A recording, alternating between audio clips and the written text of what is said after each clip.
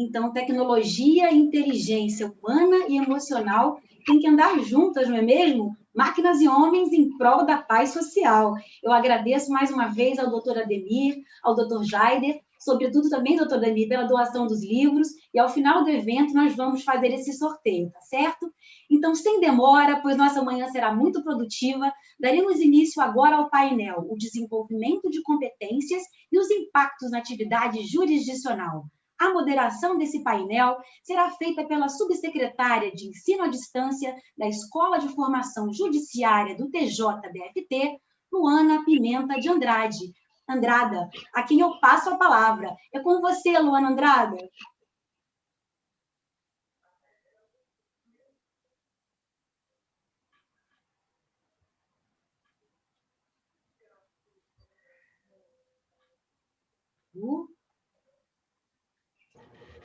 Bom dia a todos, muito obrigada, Elo. Então, para iniciarmos esse painel, eu chamo Antônio Isidro. Apresentando rapidamente, Antônio Isidro é pai da Maria Clara e, entre muitas outras coisas, doutor em administração pela UNB e coordenador do Linegov, Laboratório de Inovação e Estratégia em Governo da Universidade de Brasília. Então, Isidro, o que você pode nos contar em 15 minutos sobre os tribunais digitais e o desafio das competências? Muito bom dia a todos, bom dia, Luana. Quero cumprimentar todos os presentes aqui no ambiente Zoom, mas também a todos que nos acompanham pelo YouTube. O desafio dos 15 minutos é interessante para que nós possamos focar exatamente naquilo que imagino as pessoas querem ouvir.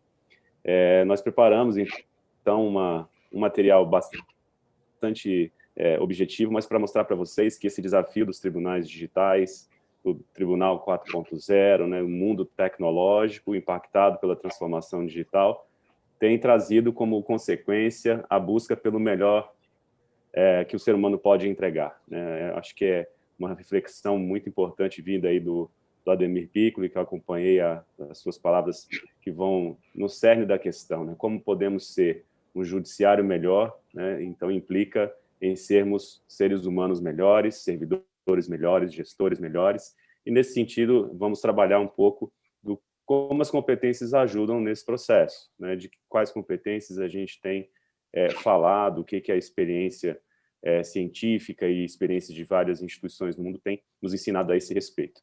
Eu vou compartilhar minha tela, e aí, se houver alguma dificuldade, vocês me informem, por conta que a internet, às vezes, tem personalidade, né? Como vocês sabem, muitas vezes as tecnologias nos deixam, né, em algum momento em apuros, não é mesmo? Mas, vamos lá. Acho que vocês estão vendo a minha tela. Perfeitamente. Muito bem. Então, nós preparamos aqui uma conversa, né, com todos para poder tangibilizar um pouco de quais são as principais competências que têm sido apresentadas como importantes, relevantes e essenciais, né, para o enfrentamento dos desafios da transformação digital. Então, nesse sentido, gostaria de compartilhar com vocês um pouco da nossa experiência na Universidade de Brasília. Desde 2012, o nosso laboratório tem feito laboratórios vivos, onde nós vamos com os alunos de graduação, de pós-graduação em administração pública e outras áreas do conhecimento na universidade, para as organizações públicas, né? Desenvolver soluções, envolver a garotada na criação de soluções. E, mais recentemente, de 2016 para cá, a gente tem podido contribuir de forma decisiva para algumas soluções organizacionais em empresas públicas, né? Então, isso mostra o quanto que a visão de ecossistema, né, que foi falado pelo Piccoli anteriormente, é muito importante para a consolidação, né, de um processo de transformação digital, mas, sobretudo, cultural, né, onde novas formas de enxergar o mundo, de envolver pessoas e de abrir espaço para o debate público, democrático, é extremamente importante para se confirmar a perspectiva de um tribunal digital, de um tribunal 4.0. Então, nós vamos mostrar para vocês uma visão global, ou seja, algumas das experiências que têm sido mais comentadas aí nas redes sociais ou nos debates institucionais, né, em grandes entidades aí do setor judiciário a respeito desse desafio da transformação no judiciário, né? Então, nós preparamos aí um mapa para mostrar para vocês o que alguns países estão fazendo em termos de esforços para consolidar um tribunal digital. Como tornar um tribunal efetivamente alinhado às melhores práticas da transformação e das tecnologias digitais na atualidade. Então, a gente considerou algumas dessas experiências para mostrar para vocês, mas para dizer que é um fenômeno global, né? Todos os países têm buscado encontrar meios de resposta aos desafios, né, de uma sociedade hiperconectada, de uma sociedade integrada às grandes redes de trocas de informação, de conhecimento, né, trocas econômicas, por exemplo. Então, vamos ver alguns desses casos aqui. O primeiro, que todos nós aqui acompanhamos, recentemente publicado, né, pelo CNJ, a Estratégia Nacional do Poder Judiciário, que nos dá aí algumas referências, né, de um futuro breve, de que devemos buscar uma justiça efetiva, uma justiça ágil, e para isso devemos lançar mão de vários meios, né? Pessoas mais qualificadas, tecnologias mais intuitivas, mais orientadas a entregar rapidamente soluções consistentes. E esse é um desafio que tem sido compartilhado por outros países, como, por exemplo, Portugal, né, no seu projeto da Justiça Mais Próxima, que estabelece não só tecnologias, mas, sobretudo, uma visão de justiça com a pessoa, orientada à pessoa ou com o cidadão no centro do ecossistema justiça. Como foi falado anteriormente, né, essa é uma mudança de cultura, uma mudança importante na percepção, né, que as pessoas passam a ter sobre como elas se inserem nos serviços públicos e nos serviços judiciais, por exemplo. No Canadá, tem uma experiência importante, né, da província da British Columbia, que mostra como que se faz um tribunal conectado, né, por meio de múltiplos dispositivos, com linguagem fácil, né, altamente conectado para permitir que as pessoas acessem seus serviços buscando um pouco mais de comodidade, evitando despesas, gasto desnecessário de tempo, né, de dinheiro para se locomover, para participar de uma série de ações que envolvem o processo judicial, por exemplo.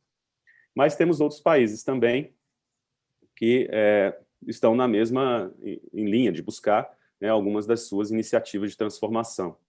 Na Austrália, a gente tem a Nova Gales do Sul, que também tem desenvolvido um trabalho de reforma dos tribunais, no sentido de tornar os tribunais mais ágeis, né, e a tecnologia tem ajudado bastante nesse sentido, onde eles vivenciam o lema da justiça eficiente e eficaz, né.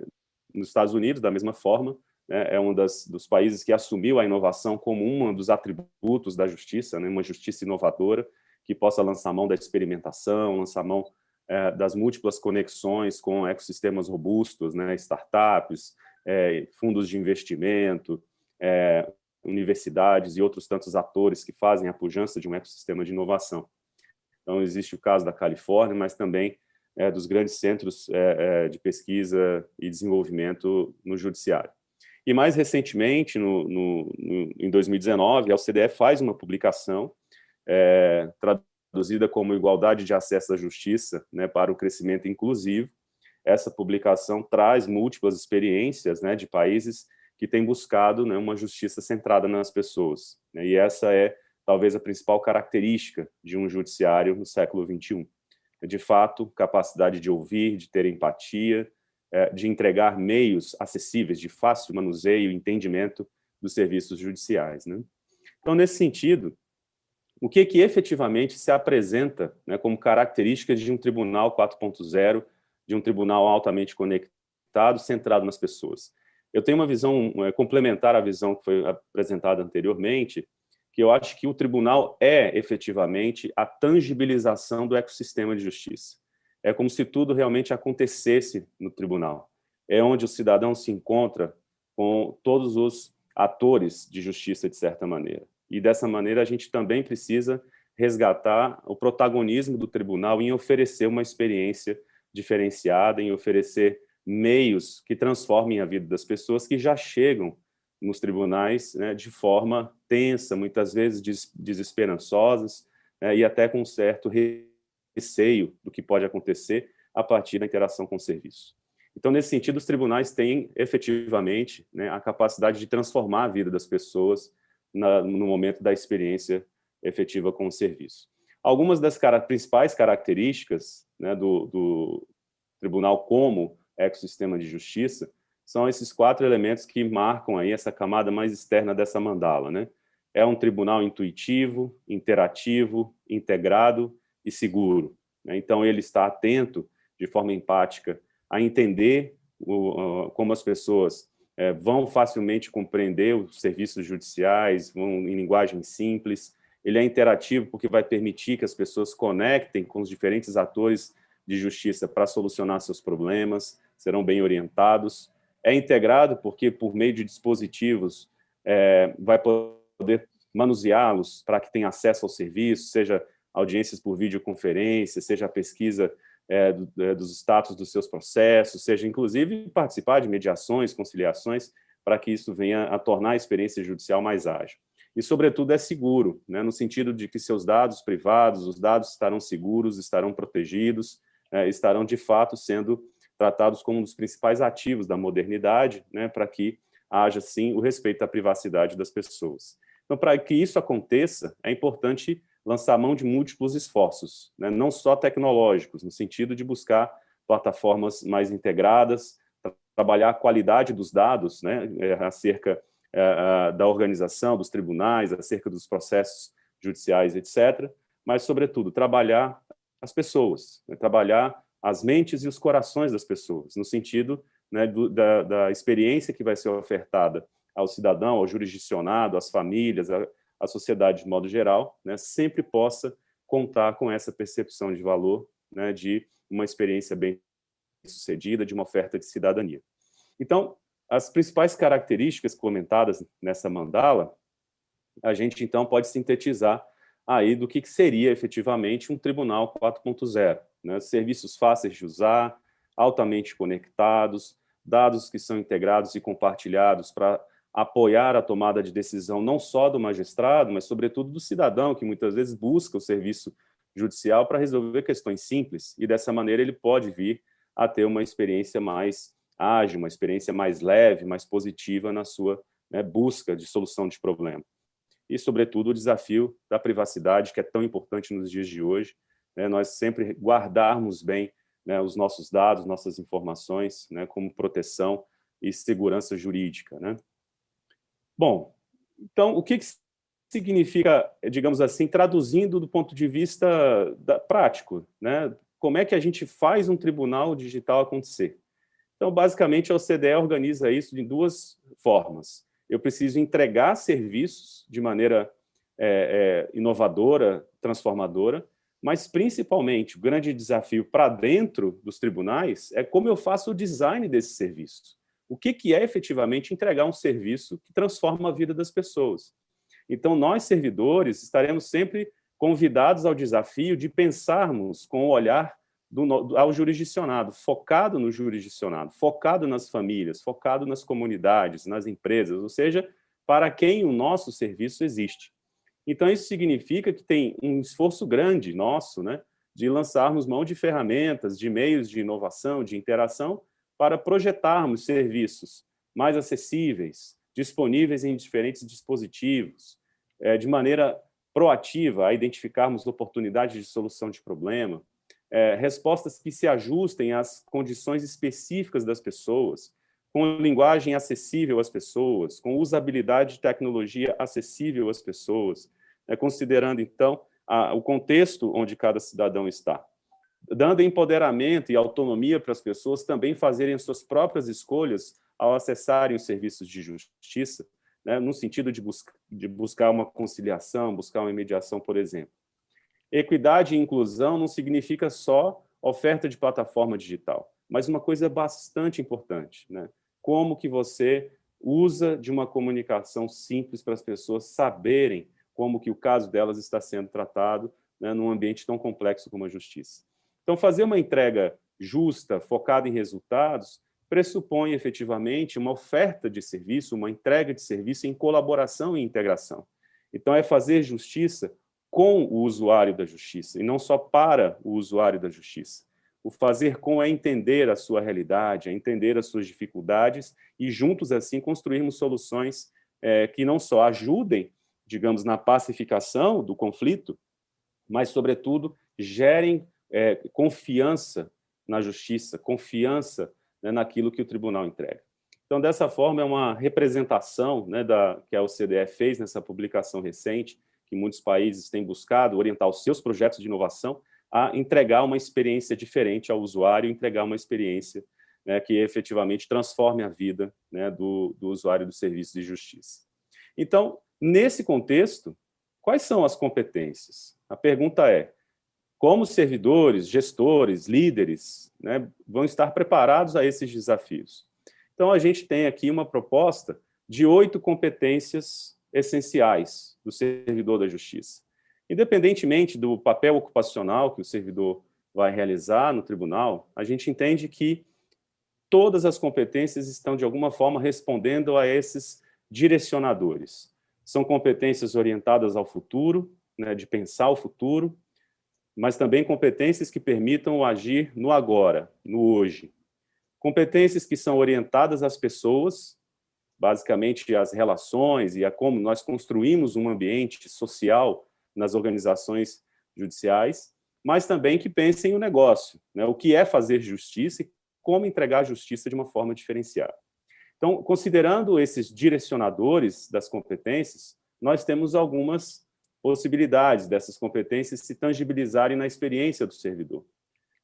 A flexibilidade comportamental e a aprendizagem contínua, 2 competências importantes que vão permitir o servidor enfatizar a mudança, buscar meios para que ele possa se adaptar aos diferentes desafios, não só no mundo do trabalho, né, mas também no próprio dia a dia, né, que ele vai buscar realizar as suas atividades, participar dos seus processos de trabalho, etc. Então, a mudança é uma característica constante, digamos assim, né, do mundo digital. Então, é importante que tenhamos essas 2 competências que vão nos dar condições de uma adaptação a ambientes de mudança. Mas também é importante destacar o foco na transformação, né? E, nesse sentido, significa que nós somos também, né, convidados ao desafio de fazermos inovação na prática, né, como a experiência dos laboratórios de inovação que serão comentadas após essa conversa aqui, a experiência do Aurora no tribunal, né, que nós tivemos a oportunidade de colaborar, significa que todos nós podemos fazer inovação juntos, mas principalmente precisamos ter fluência digital. Isso significa não só o manuseio das tecnologias, mas, sobretudo, trabalhar com os dados, trabalhar com as evidências, usar os dados como evidência para a tomada de decisão, seja para a solução de um problema, seja uma decisão final, né, num processo judicial.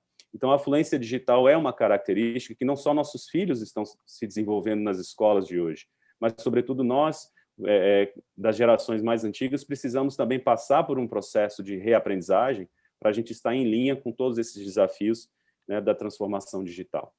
Mas precisamos também trabalhar com as pessoas no dia a dia, que é construir relacionamentos saudáveis, relacionamentos empáticos, onde falarmos das nossas emoções, dos nossos sentimentos, seja algo positivo e criando experiências no ambiente de trabalho, né, que realmente transformem aí o bem-estar, a qualidade de vida nas organizações, nos tribunais, né, nos fóruns, nos cartórios. Então, a inteligência emocional é uma competência altamente falada, assim como a comunicação simples, né? Nós rapidamente conseguimos ajustar, né, a nossa maneira de conversar com as pessoas, entendendo, né, o contexto de cada uma.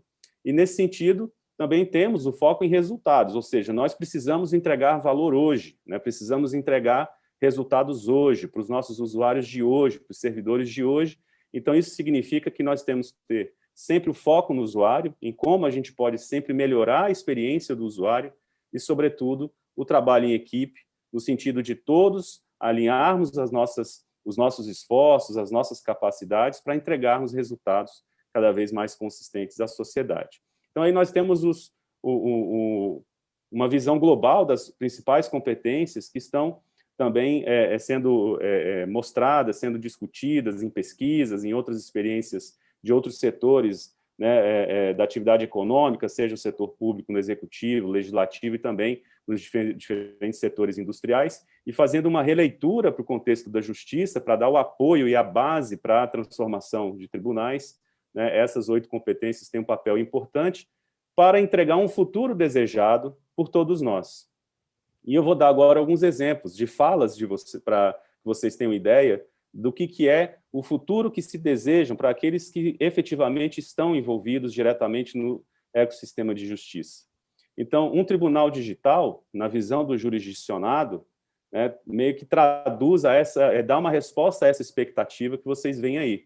Né, muitas vezes o cidadão está dizendo assim, eu realmente quero ver o dia em que eu vou poder simplesmente compreender e navegar pela justiça com tranquilidade. Né? Eu sei o meu percurso, eu sei por onde seguir, eu entendo como funciona a justiça. Né? O acesso digital para o meu autoatendimento, né, vai me fazer economizar tempo, dinheiro, evitar erros ou mal-entendidos sobre o que devo fazer no tribunal. Muitas vezes a gente fica perdido, não sabe onde comparecer, não consegue ter certeza do dia que vai ser a sua audiência. Muitas vezes as pessoas ficam angustiadas, será que vai demorar ou não? Então, aqui nós temos exemplos de que as pessoas estão efetivamente esperando, né, respostas rápidas para as suas dificuldades. Então, aqui é uma fala retirada de uma experiência, né, de transformação digital num tribunal, onde basicamente o que se espera, né, é uma resposta ágil na visão de quem espera o serviço de justiça.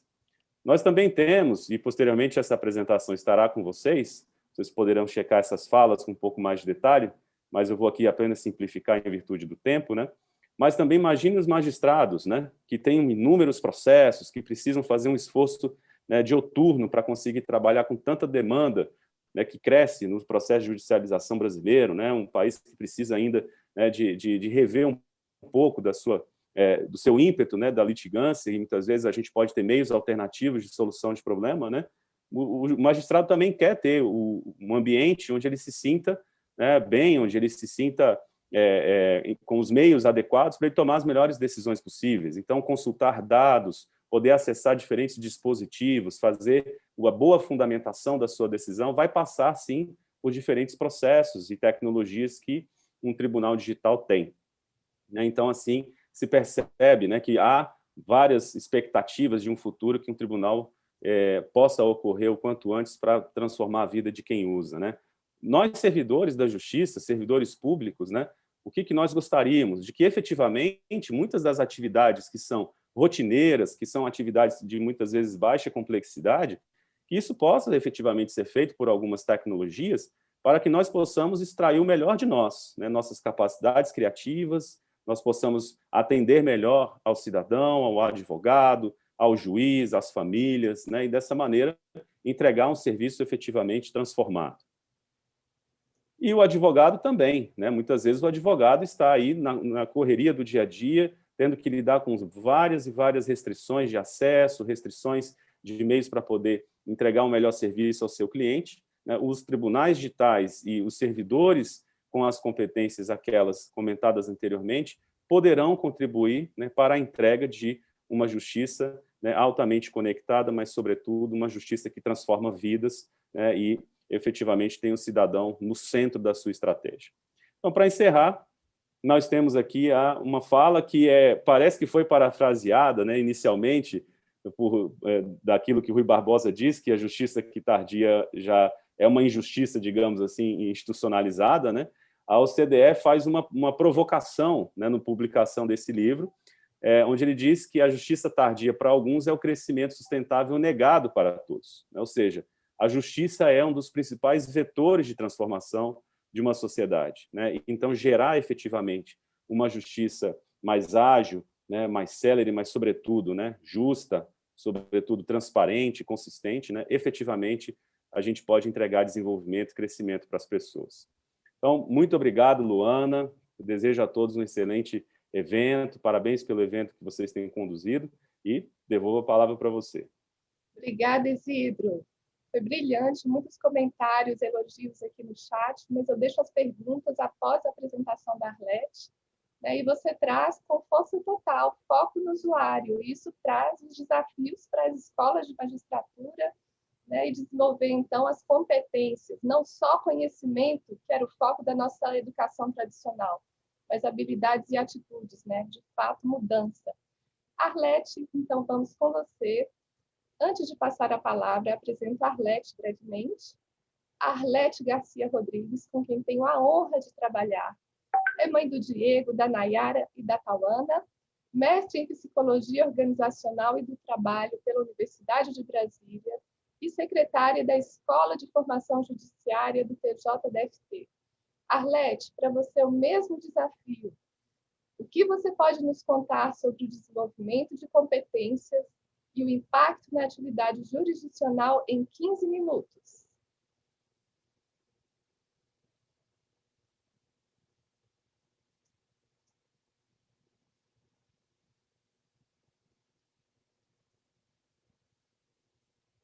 Então, já vemos aqui a apresentação da Arlete.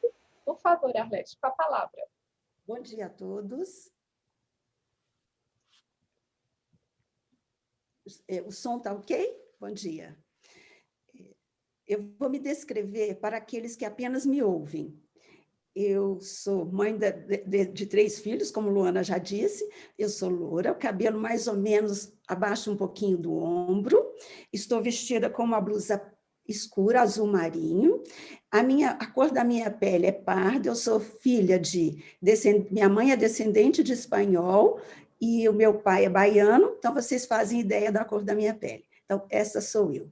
Meu nome é Arlete Rodrigues e é um prazer estar aqui para falar como desenvolvemos as competências na Escola de Formação Judiciária do Tribunal de Justiça do Distrito Federal e dos territórios, e o seu impacto para a atividade jurisdicional. Aqui. É um prazer estar aqui. Os resultados de um treinamento nem sempre foram fáceis de serem medidos, mas, felizmente, hoje, a capacitação é muito bem reconhecida, tanto em empresas públicas quanto em empresas privadas. Mas mostrar os resultados ou o impacto de uma ação é sempre importante, porque aumenta a credibilidade no processo. A avaliação de um treinamento ela pode ser medida em 4 níveis. A avaliação de reação, aquela que se faz ao final de uma ação educacional, em que se investiga a satisfação do participante. A avaliação da aprendizagem, onde se mede a aprendizagem propriamente dita, e a avaliação do impacto, que é essa, que é essa que eu vou falar para vocês mais adiante. Excelente, Arlete. Oi? Se quiser, então, passar a sua tela para a gente... O que significa dizer? Passo sim, Luana. Obrigada. O que significa dizer que eu vou falar sobre aquela avaliação em que a gente mede o grau em que o conhecimento aprendido numa ação educacional foi transferido para o ambiente de trabalho, ou seja, está sendo aplicado no ambiente de trabalho. Temos também a avaliação do valor final. É dificilmente medida, porque ela mede os benefícios sociais e econômicos de uma ação educacional e poucas instituições a utilizam. Mas vamos para a avaliação do impacto no comportamento no cargo. Eu vou apresentar para vocês o resultado de um estudo que fizemos no Tribunal de Justiça no curso à distância Técnicas de Elaboração de Minutas e Sentenças Cíveis. Esse curso foi realizado em 5 turmas, entre outubro de 2018 e dezembro de 2019. Participaram do curso 235 servidores e 119 responderam à nossa pesquisa. Desses 119, 69 executavam essa atividade e 50 servidores estavam se preparando para exercer essa atividade. É importante dizer que o estudo foi realizado, a coleta de dados foi realizada entre 60 e 120 dias após a conclusão do curso, conforme recomenda a literatura. Nós medimos o impacto em profundidade e em amplitude. Em profundidade significa dizer exatamente aquilo que eu disse do impacto. As competências aprendidas estão, de fato, sendo utilizadas na prática laboral? Vejamos os resultados, vejamos o que disseram os servidores que já realizavam essa atividade. Após o curso, eles passaram a utilizar linguagem simples, evitando o juridiquês, 91%, gente, passaram a usar linguagem simples, evitando o juridiquês, facilitando a compreensão do destinatário. 91% passaram a fazer relatórios sem juízo de valor. 90% afirmaram que delimitam questões jurídicas da fundamentação com maior facilidade. 90% afirmaram que redigem e aplicam técnicas com maior segurança. E 86% afirmaram que constroem silogismos jurídicos mais claros e elaboram com precisão minutas de sentenças sem vícios e atentos aos limites da postulação. Vejam, esses foram os principais resultados, e vejam que os resultados foram muito bons. Vejamos o que eles disseram, esse mesmo grupo, na avaliação do impacto em amplitude, que significa dizer que queremos medir a influência indireta sobre o desempenho global, sobre as atitudes e motivação dos servidores após a participação do curso. 97% afirmaram que recordam bem dos conteúdos. Vejam, gente, que é quase 100%. É um número muito bom. Significa dizer que eles recordam bem dos conteúdos porque eles, de fato, estão aplicando no trabalho o conhecimento adquirido na ação educacional. 97% afirmaram que cometem menos erros. 91% perceberam melhoria na qualidade do trabalho. E 90% se sentiram mais autoconfiantes. 80% afirmaram que executam o trabalho com maior rapidez. Agora vejamos o que disseram os servidores que não elaboravam essa atividade. Para eles, a gente só podia fazer a avaliação do impacto em amplitude. E a pergunta que queríamos ver respondida é essa: exercemos alguma influência indireta sobre o desempenho global, sobre as atitudes e motivação dos participantes? Bom, 90% disseram que recordam bem dos conteúdos. Vejam aqui que é diferente dos 97% dali, de quem já utilizava, de quem já elaborava minutas e sentenças cíveis. E se eles não elaborarem por muito tempo, esse conhecimento vai se diluir, vai se perder. 90% afirmaram que se sentem mais motivados para o trabalho, 88% se sentem mais autoconfiantes e 84% perceberam melhoria na qualidade do trabalho de forma geral. 80% se mostraram mais receptivos às mudanças. Vejamos as conclusões do estudo. Percebemos que houve, sim, impacto direto para aqueles que executam a atividade, eles melhoraram em tudo, melhoraram na rapidez, na qualidade, com a maior autoconfiança. Percebemos que houve impacto indireto daqueles que não executavam essa atividade. De forma geral, tiveram aumento na motivação, na autoconfiança, na vontade de fazer atividades diferentes, que eles tiveram aumento na motivação, e também estão receptivos a mudanças.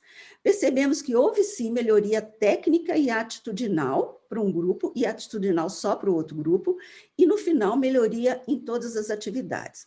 Então, concluímos que houve ganhos para a instituição, para os servidores e, principalmente, para os usuários. Mas como? Como fazemos para alcançar esses resultados? Como desenvolvemos as competências na nossa escola? Desenvolvemos por meio de estratégias pedagógicas diferenciadas nas várias soluções educacionais que realizamos.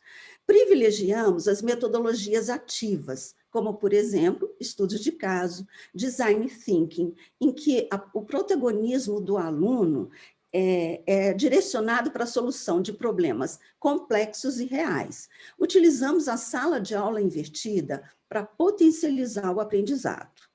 Também utilizamos muito a abordagem colaborativa por intermédio de grupos de discussões, comunidades de aprendizagem, oficinas e a técnica do Word Café. Sem deixar de mencionar que privilegiamos espaços de interação e trocas de experiências, ainda que estejamos com a impossibilidade de encontros presenciais, fazemos isso por intermédio de tecnologias, como webinários, como este que está acontecendo hoje, em que pedimos a troca de experiência e o debate por intermédio do chat. Também utilizamos os cine-debates, onde selecionamos cenas de filmes para reflexões e aprendizado de forma geral. Temos as trilhas de aprendizagem, o que significa dizer que temos, para um determinado tema, temos vários caminhos que o servidor pode escolher para percorrer e alcançar o resultado que espera.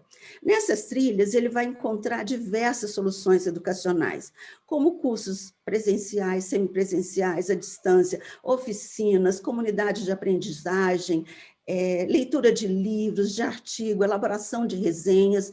Ele vai escolher que alternativa, que estratégia educacional ele quer para alcançar aquele resultado. Hoje nós temos trilha na área de aquisições, mas em breve, muito em breve, já aprovamos o nosso modelo, nós teremos trilhas na área de liderança.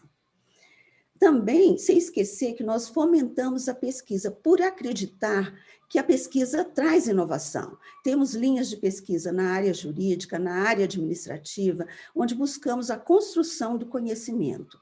Vocês podem perceber que a inovação está presente tanto na área jurídica quanto na área administrativa. Fazemos tudo isso em soluções educacionais, de uma forma não formal e de uma forma formal. Temos a curadoria, o que significa dizer que hoje nós estamos super expostos a informações, a conhecimentos, muitas vezes imprecisos, inexatos, equivocados. E hoje estamos na era da infotoxicação. O que nós fazemos? Nós peneiramos esses conteúdos, nós selecionamos conteúdos que são significativos e disponibilizamos aos servidores e magistrados e também para o público externo. Essa área VIP, que significa vídeos e podcasts, é a área que a gente destina para a curadoria. Então, ali, essa área também está disponível para o público externo, com conteúdos significativos, relevantes e com profissionais renomados. Temos a Webteca, que são um espaço onde a gente armazena a gravação de todos os nossos webinários, também disponível para o público externo. Temos publicações de e-books e temos um espaço destinado a dissertações, teses e artigos elaboradas por magistrados e servidores do tribunal em cursos de pós-graduação, lato stricto sensu, patrocinados pela escola, também disponível a todos. E na aprendizagem formal, obviamente, nós temos soluções educacionais diversas, em cursos presenciais, semipresenciais e autoinstrucionais. E eu separei aqui as soft skills, que nós temos uma coleção de soft skills disponível para o público externo também. Por que eu estou destacando as soft skills? Nós estamos participando de um seminário de inovação, que a gente está falando muito sobre inteligência artificial, sobre tecnologia. Mas o futuro do trabalho não vai estar só baseado nisso, em tecnologia, em computação, em IA. Vai estar centrado na capacidade de promover comunidades, de reunir pessoas em volta de objetivos comuns, que sejam inspiradores, motivadores, que motivem as pessoas a criarem produtos, serviços, conhecimentos e soluções. O futuro do trabalho vai estar muito centrado em conexões. Mais do que antes, é imprescindível que os profissionais saibam trabalhar com pessoas diferentes, que saibam dialogar, que sejam resilientes, empáticos e éticos. Por isso, o desenvolvimento das soft skills, ou chamadas também competências socioemocionais ou competências não técnicas, é basilar para o futuro do trabalho. Por isso, esse destaque especial aqui para soft skills. Mas eu falei sobre o estudo do impacto em uma atividade educacional nossa, falei também sobre as nossas estratégias pedagógicas. Importante mostrar para vocês os resultados de 2019 da nossa escola. Nós tivemos 606 soluções educacionais, 12.271 participações, 4.171 pessoas capacitadas e 11.969 horas de treinamento. Mas o que direciona os nossos resultados? Como é que a gente faz para chegar a tudo isso? Novas formas de pensar e agir, incentivando a criatividade, antecipando tendências e ousando. E eu gostaria de encerrar com uma frase do Jung, que não é suficiente conhecer todas as teorias, nem dominar todas as técnicas, mas ao tocar uma alma humana, que sejamos apenas outra alma humana. E aqui a gente percebe e verifica que, no fundo, o que nós estamos falando aqui são de competências socioemocionais ou das soft skills.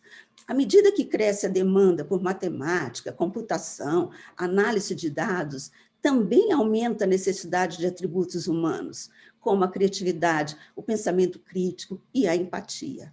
Até a IA mais poderosa não será capaz de empatia, de curiosidade e de criatividade. As competências necessárias para o futuro do trabalho são aquelas que nos tornarão mais humanos, em que o valor será derivado, em grande parte, da interação humana e da capacidade de interpretar e inventar coisas que as máquinas não podem fazer.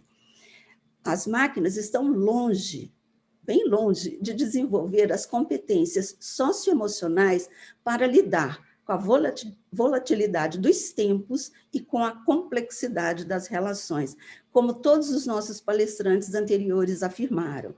Mentes e corações, né, é que vai estar centrado as competências do futuro, como acabou de falar o nosso professor Isidro, e ontem também muito bem pontuou o ministro Alexandre de Moraes. Eu deixo os meus agradecimentos à equipe da escola, à coordenação e direção da escola, ao Tribunal de Justiça do Distrito Federal e dos Territórios, e deixo aqui também os contatos da nossa escola. Muito obrigada. Obrigada, Arlete. Excelente exposição, muitos comentários também aqui no chat. E agora eu gostaria, então, antes de fecharmos, de fazer uma pergunta a você e uma pergunta ao Isidro. Isidro, começando então por você. O doutor Ademir, professor Ademir, falava antes da transformação cultural. Você me ouve? O doutor Ademir falava então da transformação cultural em nosso primeiro painel, né, sobre a importância de mudar esse modelo mental dominante. Sendo assim, o maior desafio que temos é a mudança de comportamento. E então, como mudar atitudes efetivamente, ainda mais pensando que a tendência principal é a educação à distância? Bom, excelente pergunta, porque é uma das preocupações que nós temos também em casa, né? Com os nossos filhos, com filhos não só crianças, mas adolescentes. Como é que a gente vai fazer com que transformemos mentalidades, corações, percepções, de modo geral, sobre a realidade que vivemos? Basicamente, nós temos aqui, já falamos de algumas dessas soluções. Aprendizado constante, né? Então, é importante a gente assumir como verdade que o aprender constante vai fazer parte do nosso dia a dia e assim poderemos entrar em contato com diferentes realidades. Então, essa é uma resposta que muitos países já deram na transformação e no reposicionamento da força de trabalho na administração pública mundo afora, ou seja, processos constantes de reaprendizagem.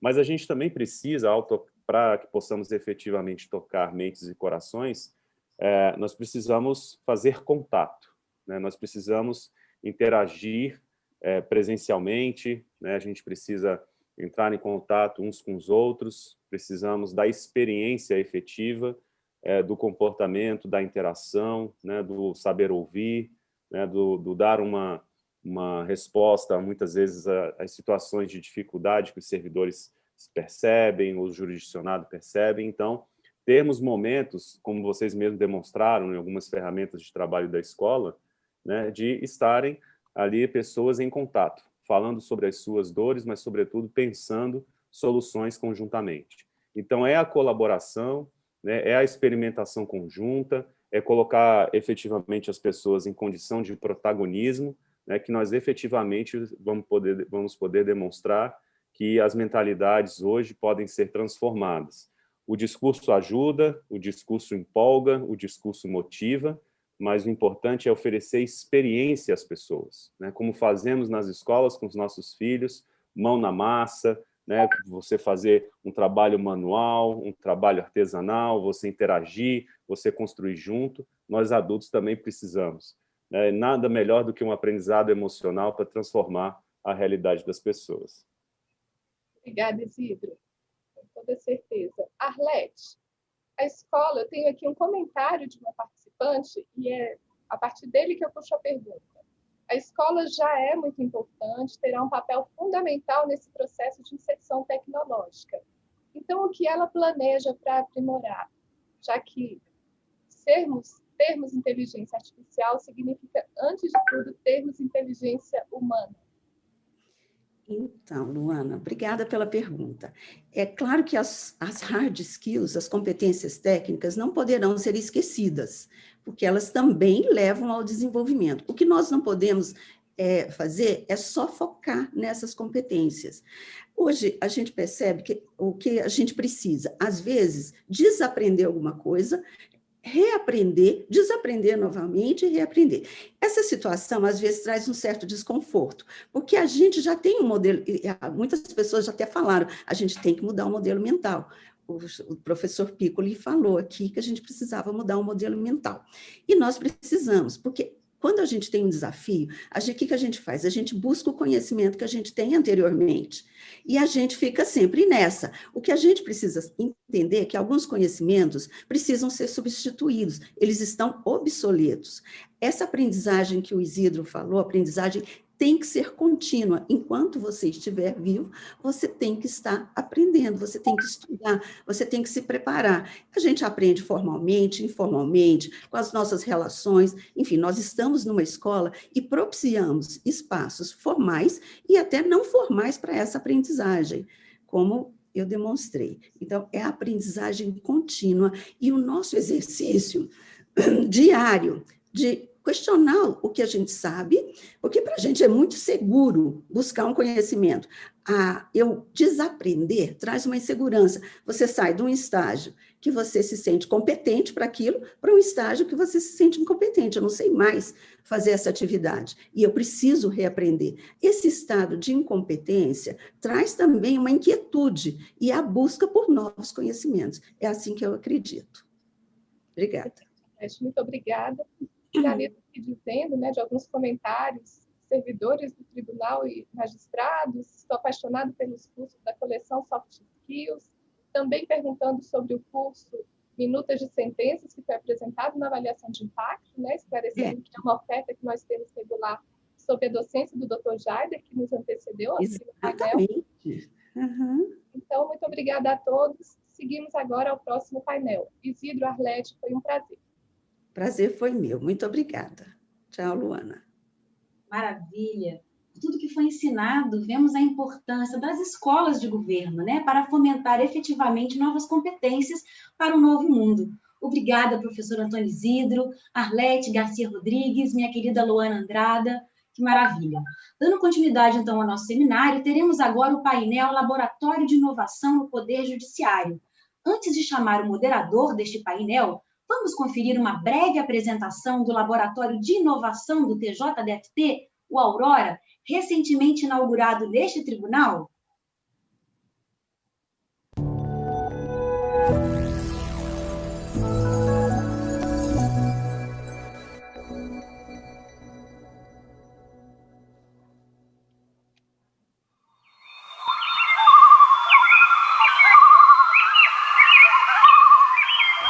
A vida muda e não para. A vida muda e nossa forma de trabalhar também. Muda porque o que importa não são os processos em si, mas o que construímos de novo, significativo e útil a partir deles. A vida muda e a todo momento ela nos ensina, nos aponta caminhos, nos leva na direção de algo muito maior. E nesse momento, a vida está mudando, mais uma vez. Ela está nos pedindo para sermos curiosos, inquietos, ousados e lançarmos mão de algo que nos faz ainda mais humanos, a criatividade. Criatividade conecta pessoas, ideias, necessidades e sonhos. Enxerga o inexplorado como uma oportunidade, indivíduos como realizadores e desafios como novos recomeços. E vai além, gera inovação e é capaz de transformar um tribunal inteiro, engajando magistrados, servidores e todas as vozes que ecoam em nosso judiciário. A vida muda, vai continuar mudando e se adaptando a partir de habilidades diversas e complementares, a partir de olhares singulares e de ideias divergentes e convergentes. E no movimento de realizar o presente, visualizar futuros e transformar realidades, descobertas serão feitas, até tropeços serão cometidos, e cada passo, pequeno ou grande, será reconhecido. Porque a vida é mudança e acontece a partir de escolhas e aprendizados. E a real transformação só ocorre quando o melhor de nós encontra o melhor do outro. Porque no fim e também no começo, a transformação não é só sobre mim ou sobre você. É sobre nós, sobre o que podemos alcançar hoje e sobre o que vem com a aurora.